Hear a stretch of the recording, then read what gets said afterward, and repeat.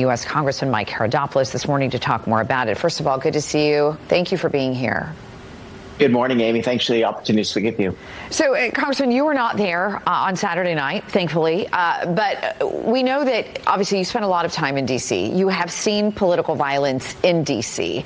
What do you believe is driving what we're seeing? Well, unfortunately, it's just the hyper rhetoric that takes place too often.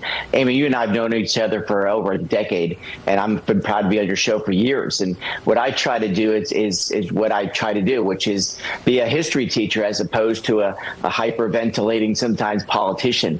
What we need to act more like is like statesmen. I like to do my interviews like we're doing this morning as a history teacher and kind of laying out my side of the story. This is what the other side's story is, and that's how it works most effectively. But what you see online drives people. And when you have things like No Kings Rally, you see some of this inflated rhetoric about he's like Putin, the idea that he is a pedophile. I mean, this drives people on social media to this extreme, which this person did.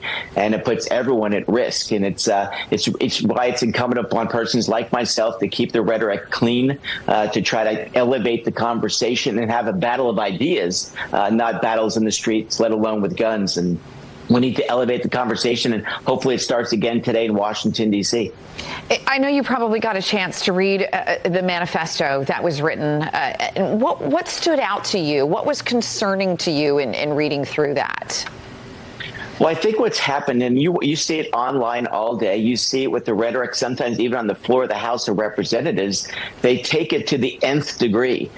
We've become way too tribal in politics, as I've been talking about a lot. If a person's a conservative, they watch Fox. If they're a liberal, they watch just about every other station, and they get jumped up, they get excited, and then they start ranting on the internet, and one person kind of fuels another, and the end result is this candidly crazy person from Saturday night.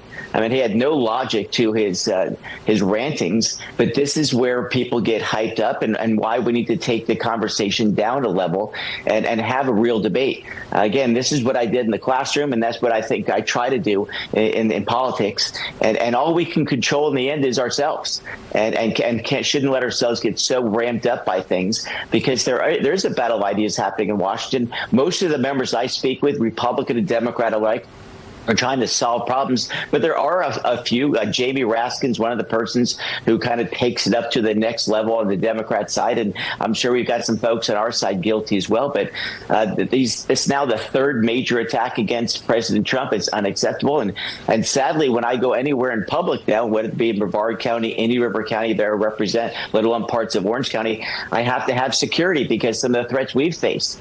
It's part of the life, and there's reason why, as one person asked me this weekend, you keep your head on a swivel. You never know where the threat is coming from. And what I try to do, again, is have these good conversations like you and I are having this morning, Amy. Let's elevate it. Let's take a step back and recognize that politics is very important, but you shouldn't take it to the nth degree and try to tone down that rhetoric, because you're never going to convince someone to change their mind if you're yelling at them or calling them names. Congressman, I do want to talk about the security at the event on Saturday night, because I think that's something that a lot of people are talking about. Many people saying that, what did we learn from what happened in Butler, Pennsylvania, because there were still so many things that seem to have gone wrong on Saturday. Your thoughts there? Well, look, when someone wants to get at someone, they can get there. I've been to that location. My wife was there earlier in the week. Luckily, it's a multi-level area. As you know, the shooting didn't take place on the same level the president and all the guests were there for. But this is the challenge you face. I mean, we live in a free society.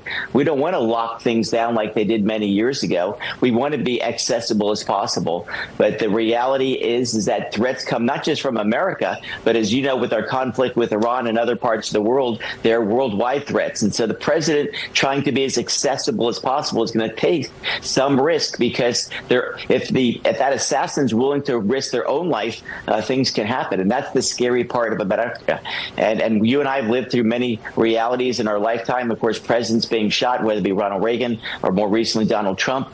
These are the challenges you face in public life, and why all of us need to take a step back and try to put the rhetoric on a level playing field, meaning just common sense. But when you have things like No Kings Rally, you see that people call the president a fascist. It's going to drive some people who are mentally unstable to the extremes like we saw last Saturday night. All right. Well, we're just glad that no one was seriously hurt. It could have been so much worse. Congressman Mike Haridopolos, always a pleasure. Thank you for being here this morning. Thank you, Amy. Be safe. You too.